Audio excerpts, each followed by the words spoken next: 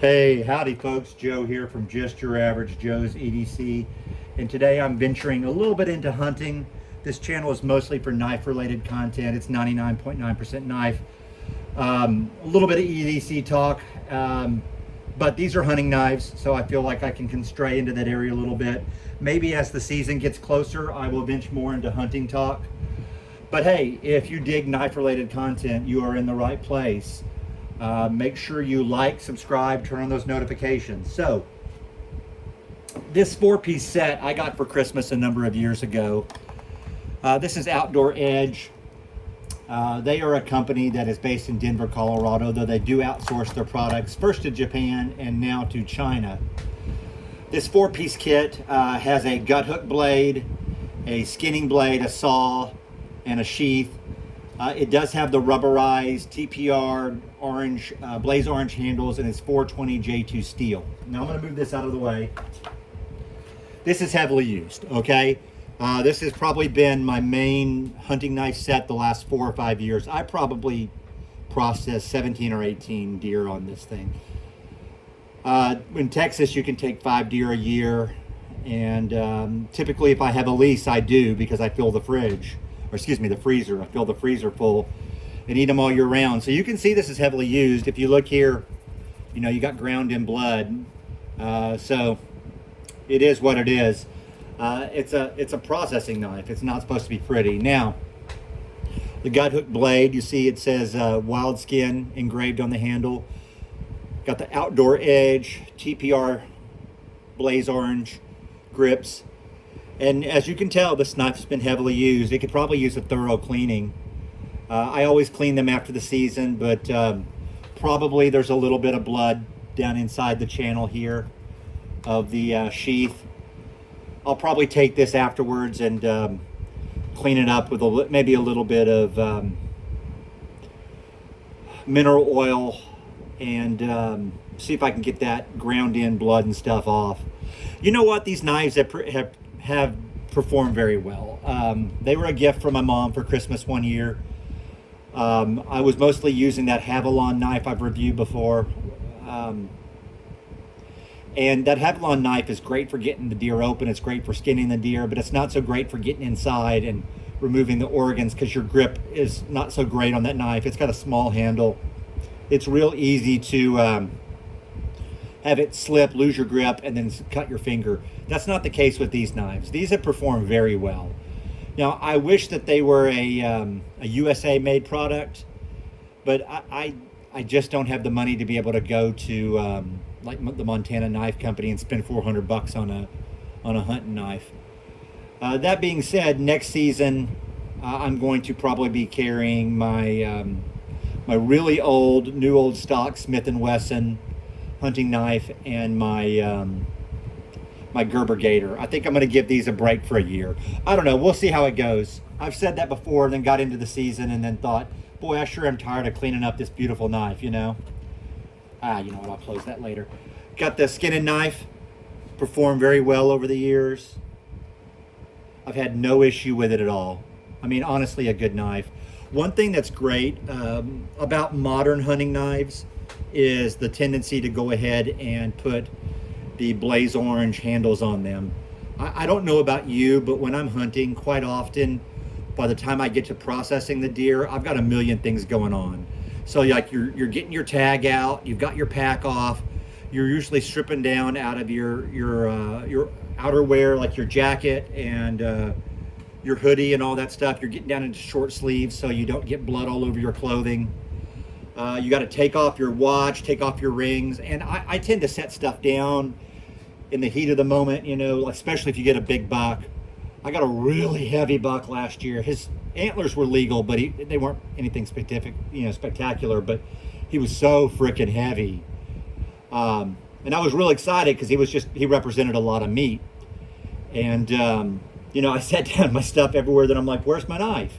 Where's my watch? You know, where'd I put my ring? Where's my car keys? You know, where'd I put the truck keys? That kind of stuff. So this is one thing less off your plate when you do have the blaze orange handles. This has performed real well. I've enjoyed using it. I've never had a single instance of any sort of problem with it at all. During the season, I carry a little pull-through sharpener with me, because if you get 2 deer in a day, or you get a big old buck, or you shoot a hog, you're gonna dull these out pretty quick, and you just gotta pull through with you. I haven't used the saw quite as much. I have most of my deer processed, so I'm really just kind of gutting them and stuff. So the saw is just not, I don't feel like I have to take off the forelimbs and stuff quite as much, because I'm not fitting them in a cooler. I'm just chucking them in the back of the truck, or quite often, since I have a camper on the truck, I have one of those hitch tailgate baskets, and I'll just chuck them in the basket and zip tie them down or bungee cord them down, and then just drive them to the processor. That way I don't even have to hose out the back of the camper. A lot of times, it just depends on the year, I'm sleeping in the back of the truck in the camper, and I'll have a fan back there for most of the year. I don't ever bother with a heater. I mean, if it gets cold, I've got a sleeping bag. I don't care about that. I care about the heat. I'll have a fan back there, sometimes 2 or 3 fans, like one that'll plug in a power bank and a couple that are USB powered to keep you cool.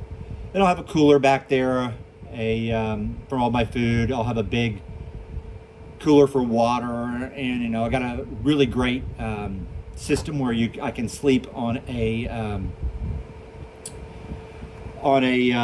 cot that actually fits over the wheel well, a special cot that's made specifically to fit over truck wheel wells. It's great. But last season we had a trailer, and so it had air conditioning and running water and everything. I don't know if we're going to have that this year. But anyway, I haven't used the saw quite as much, but I've used it enough. As a matter of fact, it could use a cleaning too. It's still got some gunk on it. I really do think that stuff gets down inside the sheath here, and it stays in there. Now, I've heard, I saw a review on some Mora knives. I think I have a Mora knife out here somewhere on the workbench. I heard a review on some Mora knives where some guys said that they stuck them in the dishwasher. Now, I can totally and completely see the appeal of that. You're already tired, you're coming home, you smell like gut, your clothes are filthy, you gotta unload the deer, you gotta unload all your gear. Chuck them in the dishwasher. I'd be nervous about doing that. I don't really think you would necessarily do a whole lot to the blade. You can sharpen these up pretty quick, and a pull-through sharpener on these kind of knives is fine.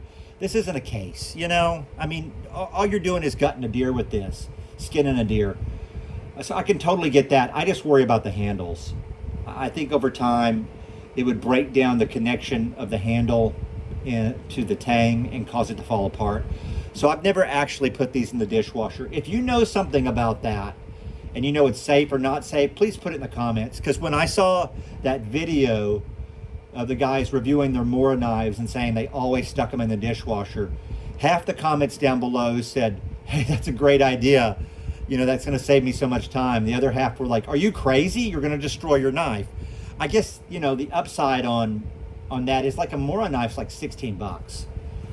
So, I mean, I'm never wasteful with things, but I get it. Now this set, I don't know what it was when I got it. Well, my mom bought it for me, so I don't know what she spent. She typically buys me hunting gear for Christmas, or knives or fishing gear. I mean, that's my jam, so why not? So I don't know what she spent. I looked it up before I got on today, and it's about $45 now. Now you can find these pretty much everywhere. Outdoor Edge, certainly at Academy, Bass Pro Shops, Cabela's, places like that are going to carry this brand. It is a general budget brand for hunters, and honestly, I don't think there's anything wrong with it. I would be much happier if it was USA made, but it is a solid knife set. It seems like a solid brand. It's not exactly a store brand. I mean, it's not like Magellan or something for Academy. Outdoor Edge is a separate company, but they do seem to be found mostly in the big box sporting goods stores. I assume that you can get it on Amazon. I don't know that for a fact, but I bet you can. But typically, at Christmas time, I tend to get a lot of Academy gift cards or Bass Pro Shop gift cards, that kind of thing. It's the kind of thing I would find there. It served me well though, man. If you want a budget one that you can get for under $50, you got 3 knives and a sheath, and you're going to get multiple years of service out of it. I mean, what are you waiting for? It's a good product. It's a good bargain, and it'll serve you well. What I think I'm going to do now is actually take this in and clean it. I'm kind of embarrassed that I had this on camera this dirty, but hey, now you know I'm not a poser, right? If the antlers and stuff didn't give it away, I occasionally will shoot a deer. I'm getting to that point in the year where it's been long enough, the season's been far enough in the rearview mirror that I'm getting jonesy for hunting.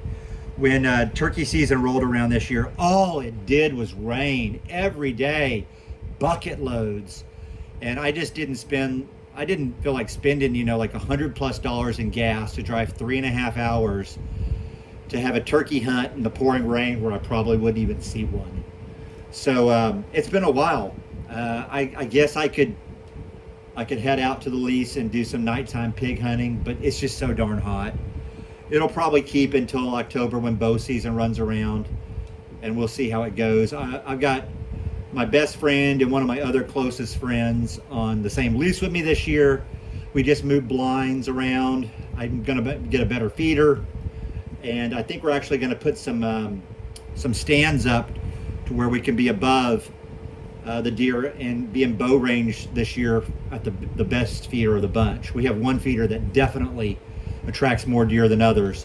Although I moved my blind to a new location this year, and I think it's gonna be much better. But we have one feeder that attracts the bucks, well, all deer way better. And I think we're gonna put a stand up by it where we can, like a ladder stand where we can get up, and a platform stand where we can get up and just take one with a bow. We also even moved the blind closer on that. It's like 120 yards, and in dusk and dawn, it can be tough to know what you're looking at. Is that buck legal? Is it worth wasting a tag on? Is that doe big enough? 120 yards at that kind of light can be dicey. Well, hey, I didn't mean to go off on a tangent. The video ran longer than I expected, but I love talking hunting, man. That's not what this channel is about, but who says we can't branch out? People have lots of interests, and I hope you have interest in hunting too.